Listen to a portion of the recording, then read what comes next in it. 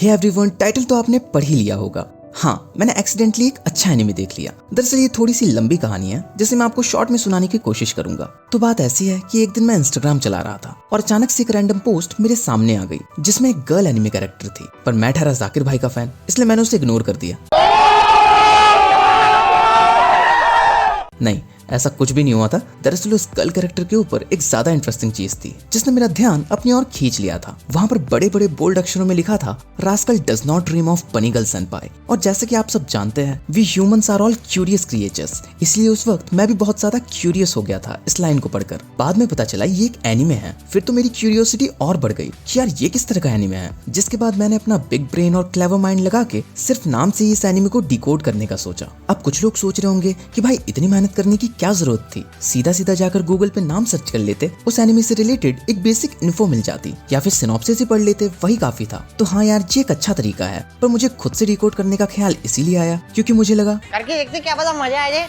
फिर मैंने rascal does not dream of bunny girl सेनपाई को डिकोड करना शुरू कर दिया। रास्कल वर्ड से मुझे पता चल गया था कि इससे किसी लड़के को रिफर कर रहे हैं, इसलिए मैंने उस पर ज्यादा ध्यान ना देकर आगे बढ़ने का सोचा। और फिर जो नेक्स्ट इंटरेस्टिंग वर्ड आया वो था बनी गर्ल सेनपाई। इससे ये तो क्लियर हो गया था कि अब एक लड़की का जिक्र हो रहा है जो कि अपने रास्कल की सेनपाई है, यानी कि सीनियर। अब वो उसके स्कूल की सीनियर हो या कॉलेज की, इससे हमको घंटा फर्क नहीं पड़ता, क्योंकि जिस बात से फर्क पड़ता है वो वर्ड है बनी गर्ल। अब इससे मुझे दो पॉसिबिलिटीज लगी थी। एक तो ये कि काफी एनिमे के अंदर ही ऐसे एनिमे कैरेक्टर्स होते हैं जो कि बनी गर्ल होते हैं, यानी लिटरली उनके बनी जैसे कान निकले होते हैं, पूंछ निकली होती है। और दूसरी पॉसिबिलिटी ये थी कि इसमें जो सेनपाई है वो शायद बनी गर्ल का आउटफिट पहनती होगी। पहली बात तो मुझे ये बताओ कि बनी गर्ल का आउटफिट पहनना ही क्यों है? मतलब यार, तुम लड़कों को मजा क्या आ जाता है लड़कियों को बनी गर्ल आउटफिट में देखकर?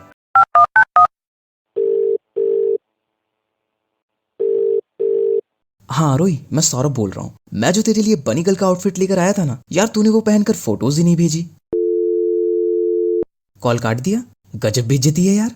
हाँ, तो जैसा कि मैं कह रहा था, बनी गर्ल आउटफिट सभी लड़कियों को पहनना चाहिए और सभी लड़कों को उन्हें देखना चाहिए, क्योंकि इससे विटामिन ई मिलता है, ई फॉर इची। और इससे मुझे याद आया कि पूरे नाम को डिकोड करके मुझे ऐसा लगा कि ये एक इची एनिमे है। अब जिन लोगों को नहीं पता कि इची एनिमे क्या होता है, तो मेरा उनसे बस एक ही सवाल है कि यार तुम हो कौन सी दुनिया से? जब तुम्हें इची और हेंटाई के बारे में नहीं पता, फिर तुम एनिमे कम्युनिटी में कर क्या रहे हो? खैर छोड़ो, इस वीडियो के नीचे कमेंट कर दो, कोई ना कोई महान व्यक्ति तुम्हें इसका उत्तर दे ही देगा। हाँ तो यार, जैसे मैंने इस एनिमे को देखना शुरू किया, मेरा पूरा फोकस इची पे था। मैं तो वेट इसीलिए कर रहा था कि कब इची सीन आएगा। और तभी एंट्री हुई बनी गर्ल सेनपाई की, बिल्कुल प्यासे को पानी की तरह, डूबते को सहारे की तरह, बच्चे को खिलौने की तरह और लड़के को। बस भाई बस, इतना एग्जाम्पल काफी है, आगे बोल। जिसके बाद अचानक से मेरे अरमानों पर पानी फिर गया, क्योंकि वो एनिमे इची निकला ही नहीं।